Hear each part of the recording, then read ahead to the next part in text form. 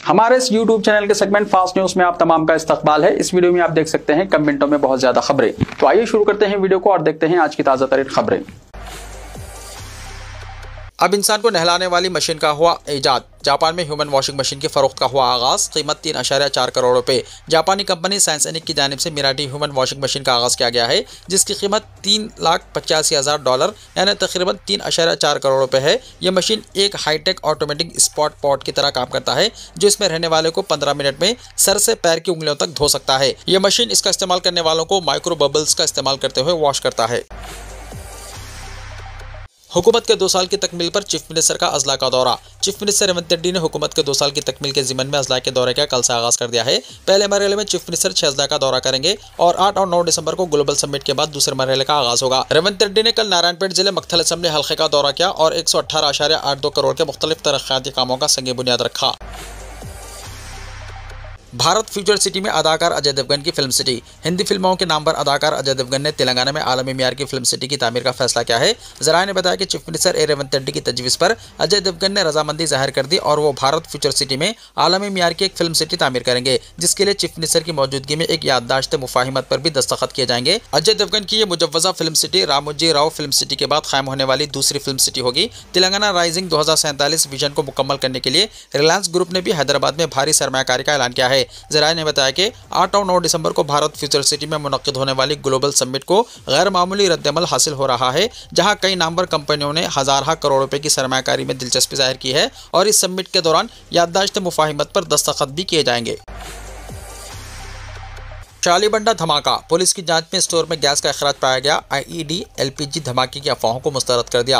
Hyderabad police ने बरकरार रखा है कि शालीबंडा में गोमती इलेक्ट्रॉनिक्स में धमाका, जिसमें 2 अफराद हलाक हुए, अंदर जखीरा शुदा इलेक्ट्रॉनिक आइटम से गैस के अखराज की वजह से हुआ और इसने IED या LPG धमाके की अफवाहों को मुस्तरद कर दिया। जुनूबी जोन के डिप्टी कमिश्नर ऑफ पुलिस यानी DCP किरण खरे ने नामा निगारों को बताया कि तफसीली तहकीकात के बाद यह सामने आई है कि धमाका पानी के डिस्पेंसर या इलेक्ट्रॉनिक स्टोर के अंदर रखे हुए फ्रिज से गैस के अखराज का नतीजा था। स्टोर में 15 से 20 रेफ्रिजरेटर से लीक होने वाली गैस ने स्टोर में जबरदस्त आग लगाई और इसके नतीजे में धमाके हुए, इसलिए ये इत्तला गलत है कि धमाका IED या LPG धमाके से हुआ। DCP ने कहा 2 अफराद स्टोर के मालिक शिवा कुमार बंसल और एक 2 पहियों वाले बाइकर सज्जाद अली की मौत हो गई। 8 दिगर जख्मी हुए। आग ने 2 मंजिला इमारत को अपनी लपेट में लिया। जखीरा शुदा सामान मुकम्मल तौर पर जलकर खाकिस्तर हो गया, जबकि एक कार, एक ऑटो रिक्शा और 2 स्कूटर को नुकसान पहुंचा। आसिफाबाद में शेर की मौजूदगी से सनसनी। आसिफाबाद जिले में शेर की मौजूदगी से सनसनी फैल गई। जिले के कृष्णापुरम गांव के मुजाफात में शेर के घूमने की तस्दीक महकमा जंगलात के हुक्काम ने की है। जंगलात के हुक्काम ने इंतबाह जारी करते हुए कहा है कि खेतों में काम करने वाले किसान ग्रुपों की शक्ल में जाएं और शाम होते ही जल्द अज जल्द घरों को वापस लौटाएं। देहातियों का कहना है कि हालिया दिनों में 2 बड़े शेर इलाके में देखे गए, जिसकी वजह से मवेशी चराने वाले, बकरियां चराने वाले और रोजाना खेतों का रुख करने वाले अफराद को खास तौर पर एहतियात का मशवरा दिया गया है। हुक्काम ने मशवरा दिया है कि अगर कहीं शेर दिखाई दे तो फौरन महकमा जंगलात के ओहदेदारों को इत्तला दें ताकि मुनासिब कार्रवाई की जा सके। हैदराबाद मेट्रो में ज़नख़ों की खिदमत। तेलंगाना हुकूमत की जानिब से खुसूसी दिलचस्पी की वजह से ज़नख़ों को मुलाजिमत के मौक़े फराहम किए जा रहे हैं। इसी सिलसिले में हैदराबाद मेट्रो में ट्रांसजेंडर अफराद ने सिक्योरिटी गार्ड्स के तौर पर ड्यूटी संभाल कर एक नया बाब शुरू किया है। 20 ज़नख़ों को सिक्योरिटी स्टाफ के तौर पर मुकर्रर किया गया है। इन्हें खुसूसी तरबियत दी गई है और वो स्टेशनों की सिक्योरिटी, मुसाफिरों की स्क्रीनिंग जैसे अहम फ़राइज़ अंजाम देंगे। इदारे ने बताया कि ज़नख़े सिक्योरिटी स्टाफ ख़वातीन की सिक्योरिटी में मदद करेंगे। इसी दौरान ये बात भी काबिल ज़िक्र है कि हाल ही में हैदराबाद में ट्रैफिक को कंट्रोल करने वाले ट्रैफिक असिस्टेंट्स के तौर पर 44 ज़नख़ों को खुसूसी तरबियत देकर मुंतखब किया गया है। हैदराबाद के आसमान पर 4 दिसंबर को साल का आखिरी सुपरमून जगमगाएगा। साल 2025 का आखिरी सुपरमून 4 दिसंबर की शाम हैदराबाद के आसमान पर नुमादार होगा, जिसे माहिरीन फल्कियात ने कोल्ड मून का नाम दिया है। शहर के फल्कियाती हल्कों में इस मुनफरिद फल्की नज़ारे पर काफ़ी जोश पाया जा रहा है। महकमा मौसमियात के मुताबिक अगर मौसम साफ रहा तो हैदराबाद के शहरी शाम के वक्त मशरिक़ की जानिब चांद के तुलू होने पर इसका आम से बड़ा रोशन और वाज़े नज़ारा कर सकेंगे। चूँकि सुपरमून उस वक्त होता है जब चांद अपने मदार में ज़मीन के सबसे करीब होता है, इसलिए ये चांद मामूल के मुकाबले में 14% बड़ा और 30% ज़्यादा रोशन दिखाई देगा। माहिरीन के मुताबिक शाम 5:30 बजे से 7 बजे के दरमियान चांद का नज़ारा सबसे ज़्यादा दिलकश होगा। शहर के मुकामात जैसे गोलकुंडा किला, टैंक बंड, चार मीनार के तरफ के इलाके और नेकलेस रोड इस शानदार मंजर को देखने के लिए बेहतरीन साबित हो सकते हैं। हाईटेक सिटी और गच्चीबौली के बुलंद इमारतों वाले इलाकों से भी चांद का मंजर निहायत खूबसूरत दिखाई देने की तवक्को है। फल्कियात के माहिरीन का कहना है कि यह सुपरमून साल 2025 का दूसरा सबसे रोशन चांद होगा, जबकि यही चांद साल का आखिरी सुपरमून भी है, जिसके बाद अगला सुपरमून 2026 में ही नजर आएगा। सुपरमून की वजह से समंदरी लहरों में हल्के से इजाफे का इम्कान होता है, ताहम हैदराबाद जैसे खुश्की में वाक़ शहर पर इसका कोई खास असर नहीं पड़ेगा। इस मखसूस फल्कियाती मंजर को वाज़ेह और बेहतर अंदाज में देखने के लिए शहरियों को खुले आसमान वाले मुकामात पर जाने, रोशनी की आलूदगी से बचने और मुमकिन हो तो दूरबीन या छोटे टेलीस्कोप का इस्तेमाल करने का मशवरा दिया गया है। टेट के लिए 2,37,000 से ज़्यादा दरख्वास्तें। तेलंगाना टीचर अहलियत टेस्ट यानी टेट के लिए रिकॉर्ड तादाद में दरख्वास्तें वसूल हुई। हफ्ते को दरख्वास्त दाखिल करने की मोहलत खत्म हो गई। टेट एग्जाम के लिए इस बार 2,37,000 से ज़्यादा दरख्वास्तें वसूल हुई। गुज़िश्ता टेट के लिए 1,83,653 दरख्वास्तें मिली थी। सुप्रीम कोर्ट फैसले के तनाजुर में सर्विस टीचर्स ने भी भारी तादाद में दरख्वास्तें दाखिल की हैं। रियासत में 15 नवंबर से टेट के लिए दरख्वास्तें वसूल करने का सिलसिला शुरू हुआ, जो हफ्ते को इख्तिताम को पहुंचा। आइंदा साल 3 से 31 जनवरी के दरमियान ऑनलाइन निज़ाम में टेट एग्जाम का इनेकाद किया जाएगा।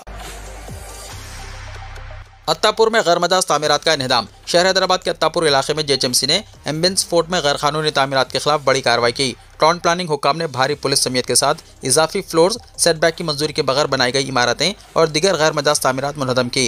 राजेंद्र नगर डिप्टी कमिश्नर सुरेंद्र रेड्डी ने वाज़ेह किया है कि किसी भी गैर कानूनी तामीर को सर्कल हदूद में बर्दाश्त नहीं किया जाएगा और तमाम गैर कानूनी ढांचों की निशानदही करके इन्हें मुनहदम किया जाएगा। अवाम से कहा गया है कि तामीरात शुरू करने से पहले तमाम ज़रूरी मंजूरी हासिल करें ताकि कानूनी कार्रवाई से बचा जा सके। अंबरपेट फ्लाईओवर ब्रिज से गिरकर मोटरसाइकिल सवार हलाक। अंबरपेट फ्लाईओवर ब्रिज से गिरकर मोटरसाइकिल सवार सॉफ्टवेयर इंजीनियर हलाक हो गया। ये दिलखराश हादसा कल रात 11:30 बजे के बाद पेश आया। पुलिस के मुताबिक 33 साला सुरेश साकिन नारायणगौड़ा पुणे की एक कंपनी में सॉफ्टवेयर इंजीनियर के तौर पर खिदमत अंजाम दिया करता था। वो हाल ही में शहर वापस हुआ और कल रात अपनी इलेक्ट्रिक बाइक पर दोस्त से मुलाकात के लिए गोल नाका से रामंतापुर की सिमत फ्लाईओवर ब्रिज से गुजर रहा था कि इसकी गाड़ी बेकाबू होकर साइड वॉल से टकरा गई, जिसके नतीजे में वो बुलंदी से नीचे गिर पड़ा और इसकी मौके पर ही मौत हो गई। अजमेर उर्स शरीफ के लिए 4 स्पेशल ट्रेनों की मंजूरी। बैरसर ओवैसी की कामयाब नुमाइंदगी। सुल्तानुल हिंद हज़रत सैयद ख्वाजा मोइनुद्दीन हसन संजरी चिश्ती अलमारूफ ख्वाजा गरीब नवाज रहमतुल्लाहि तआला अलैह के 814वें उर्स शरीफ में शिरकत करने ज़ायरीन की अजमेर शरीफ आमदो वापसी के लिए स्पेशल ट्रेनों का इंतजाम करने बैरसर असदुद्दीन ओवैसी सदर कुल हिंद मजलिस इत्तेहादुल मुस्लिमीन व रुकन पार्लियामेंट हैदराबाद की नुमाइंदगी पर साउथ सेंट्रल रेलवे की जानिब से खुसूसी ट्रेनों का इंतजाम कर दिया गया। बैरसर ओवैसी की हिदायत पर जनाब मोहम्मद माजिद हुसैन रुकन असम्बली नामपल्ली ने साउथ सेंट्रल रेलवे के DRUCC रुकन जनाब मोहम्मद रफीक और इब्तदाई मदारिस के जिम्मेदारान के साथ रेल निलायम सिकंदराबाद पहुंचकर रेलवे के आला ओहदेदारों से तफसीली बातचीत की और स्पेशल ट्रेनों की आमदोरफ्त की तवारीख और औकात को मुकर्रर किया। जनाब मोहम्मद माजिद हुसैन रुकन असम्बली नामपल्ली ने principal chief operations manager P Ravichandra और रेलवे के दीगर ओहदेदारों के साथ तफसीली तबादला ख्याल किया। वाज़ेह है कि बैरसर ओवैसी ने साउथ सेंट्रल रेलवे से इस ज़िम्मन में 2 महीने पहले ही नुमाइंदगी कर दी थी। इसके बाद आज इंतजामात को खतियत देने के लिए रुकन असम्बली नामपल्ली जनाब मोहम्मद माजिद हुसैन को रेलवे के आला ओहदेदारों से मुलाकात के लिए रवाना किया। इस मुलाकात में अजमेर स्पेशल ट्रेनों की आमदोरफ्त की तवारीख और औकात का तयन किया गया। अजमेर स्पेशल पहली train Hyderabad railway station Nampally से 23 दिसंबर को 5 बजे शाम रवाना होगी और वापसी अजमेर से 28 दिसंबर को 11 बजे शब होगी। दूसरी स्पेशल ट्रेन 23 दिसंबर को 11 बजे शब काचीगुड़ा रेलवे स्टेशन से अजमेर शरीफ के लिए रवाना होगी, जबकि वापसी में ये ट्रेन 28 दिसंबर को 6 बजे शाम काचीगुड़ा से हैदराबाद के लिए रवाना होगी। तीसरी स्पेशल ट्रेन मछलीपट्टनम उंगुल से अजमेर के लिए 12 दिसंबर को 4 बजे शाम रवाना होगी और वापसी में 29 दिसंबर को 5 बजे शाम उंगुल मछलीपट्टनम के लिए अजमेर से रवाना होगी। रुकन असम्बली नामपल्ली ने रेलवे के ओहदेदारों से ख्वाहिश की कि तीसरी स्पेशल ट्रेन को भी बराह सिकंदराबाद अजमेर शरीफ रवाना किया जाए ताकि ज़ायरीन के लिए सहूलत हो सके। रेलवे के ओहदेदारों ने इस पर मुस्बित तयक़्क़ुन दिया। चौथी स्पेशल ट्रेन नांदेड़ से अजमेर शरीफ को 22 दिसंबर को 5 बजे शाम रवाना होगी और अजमेर से 29 दिसंबर को 8 बजे शब नांदेड़ के लिए वापस रवाना होगी। अजमेर की स्पेशल ट्रेनों में 20 इजाफी कोचेस लगाने के लिए नुमाइंदगी की गई। AC कोचेस लगाने के बजाय 20 स्लीपर कोचेस लगाने के लिए मुतालबा किया गया, क्योंकि ज़ायरीन AC ट्रेन के अखराजात बर्दाश्त करने के मुतहम्मिल नहीं हो सकते। रेलवे हुक्काम को मशवरा दिया गया है कि कम अज़ कम 20 दिन पहले यानी 2 दिसंबर से अजमेर स्पेशल ट्रेनों के लिए बुकिंग का आगाज़ किया जाए। रेलवे ओहदेदारों ने इस सिलसिले में इत्तला देने का तयक़्क़ुन दिया।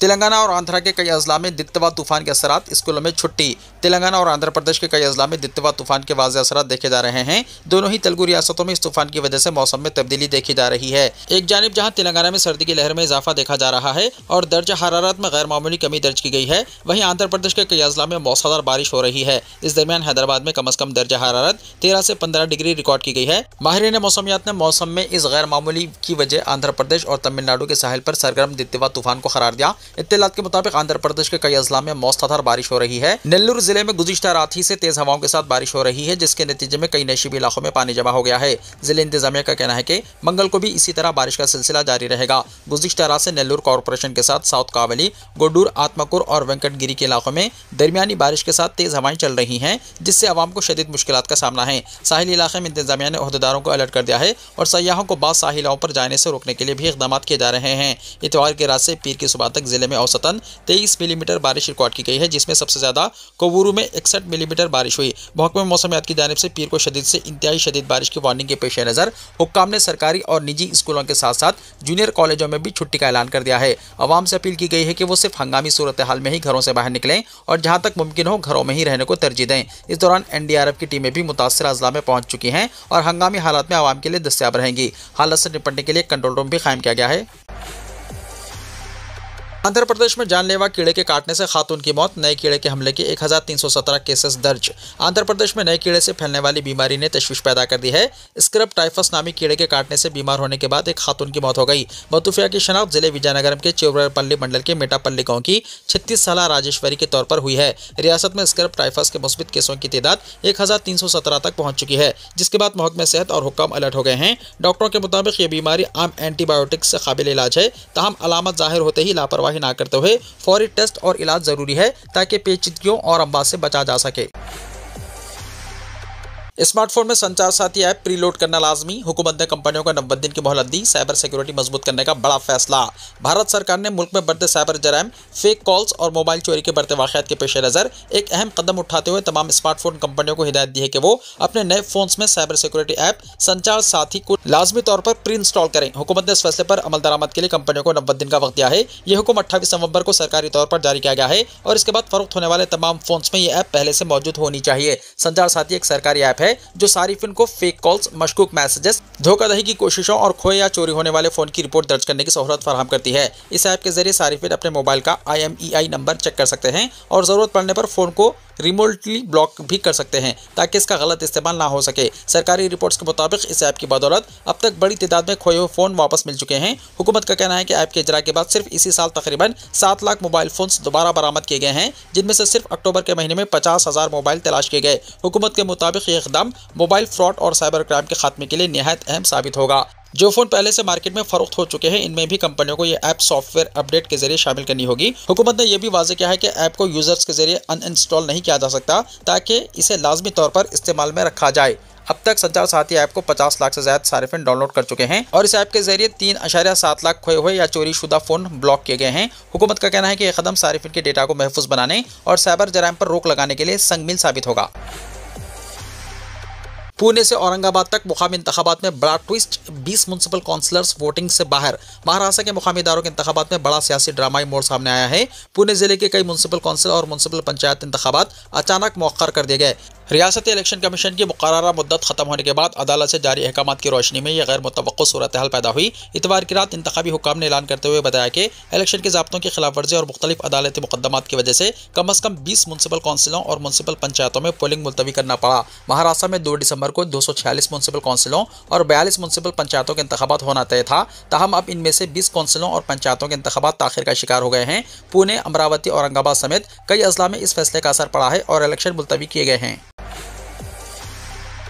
महाराष्ट्र में बल्दियाती इंतखाबात के लिए वोटिंग आज होने वाले बल्दियाती इंतखाबात से पहले महाराष्ट्र में सियासी दर्जा हरारत उरूज पर है। 242 म्युनिसिपल काउंसिलों और 46 टाउन पंचायतों के लिए वोटिंग आज होनी है, जिसका नतीजा का ऐलान 3 दिसंबर यानी कल किया जाएगा। ताहम रियासती इलेक्शन कमीशन ने नामजदगियों और शिकायत से मुताल्लिक मसाइल की वजह से 20 म्युनिसिपल काउंसिलों और नगर पंचायतों के इंतखाबात को मुलतवी कर दिया है। चीफ मिनिस्टर देवेंद्र फडणवीस ने इस फैसले पर नाराजगी जाहिर करते हुए कहा कि आखिरी लम्हात में इंतखाबात को मुलतवी करना बाकी उम्मीदवारों के साथ नाइंसाफी है। गाड़ियों की फरोख्त में मुसलसल इजाफा। कारों की फरोख्त पर GST में कमी के बाद माह नवंबर में गाड़ियों की ज़बरदस्त फरोख्त हुई। मारुति सुजुकी इंडिया ने पीर को बताया कि नवंबर में इसने कुल 2,29,021 मुसाफिर गाड़ियां फरोख्त की। महिंद्रा एंड महिंद्रा की मजमूई फरोख्त 19% बढ़कर 92,670 यूनिट तक पहुंच गई। टाटा मोटर्स की मुसाफिर गाड़ियों की मजमूई फरोख्त 25.6% के इजाफे के साथ 59,199 यूनिट रही। टाटा की इलेक्ट्रिक गाड़ियों की फरोख्त 52.1% बढ़कर 7,911 यूनिट हो गई। स्कोडा ऑटो ने कुल 5,491 गाड़ियां फरोख्त की। TVS मोटर कंपनी की फरोख्त में नवंबर में 30% इजाफा हुआ और ये बढ़कर 5,19,508 यूनिट तक पहुंच गई। शादी के 20 मिनट बाद हो गई तलाक। हर कोई चाहता है कि शादी का दिन खास और खुशियों भरा हो। इस नौजवान ने भी अपने इस दिन के लिए ऐसी ही उम्मीदें बांध रखी थी। शादी के बाद की जिंदगी के लिए इसने बहुत सी मंसूबाबंदी कर रखी थी। वो बीवी के साथ खुशहाल जिंदगी गुजारने के ख्वाब देख रहा था, लेकिन बीवी की तरफ से दिए गए अचानक झटके ने इसके सारे अरमान चकनाचूर कर दिए। शादी के सिर्फ 20 मिनट बाद ही बीवी ने तलाक का मुतालबा कर दिया। इसने साफ कह दिया कि वो ससुराल में नहीं रहेगी। लोगों ने कितनी ही कोशिश की, मुख्तलिफ तरीकों से इसे समझाने की कोशिश की, लेकिन वो अपनी बात पर अड़ी रही। बेबस और परेशान दूल्हा आखिरकार इस दबाव को बर्दाश्त ना कर सका और शादी के दिन ही तलाक के कागजात पर दस्तखत करने पड़े। इत्तलात के मुताबिक उत्तर प्रदेश के देवरिया के रहने वाले विशाल की शादी पूजा नामी लड़की से हुई थी, लेकिन पूजा ने शादी के 20 मिनट बाद ही कहा कि वो यहाँ नहीं रहेगी और शादी को मनसूख करना चाहती है। बुजुर्गों और रिश्तेदारों ने इसे समझाने की लाख कोशिश की। तकरीबन 5 घंटे तक अरकान खानदान बुजुर्गों ने इसे मनाने की कोशिश की, लेकिन पूजा अपनी जिद पर कायम रही और कहा कि इसे तलाक चाहिए और वो यहाँ नहीं रह सकती। इस तरह कई घंटों की गुफ्तगू के बाद आधी रात के करीब विशाल को तलाक के कागजात पर दस्तखत करना पड़े।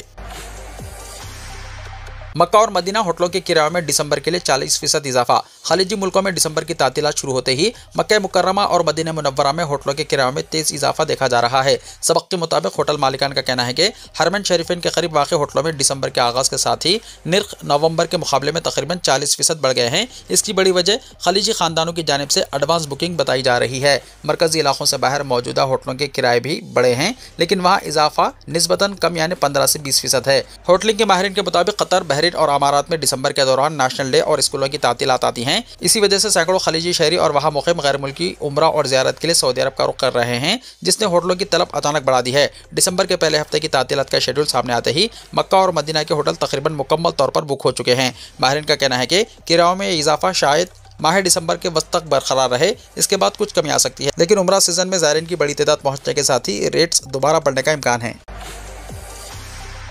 वीडियो को लाइक शेयर कीजिए और हमारे इस YouTube चैनल को सब्सक्राइब करते हुए इसके बेल आइकॉन को भी प्रेस कर लीजिए ताकि ऐसी ही ताज़ा तरीन खबरों का नोटिफिकेशन सबसे पहले आपको मिलता रहे।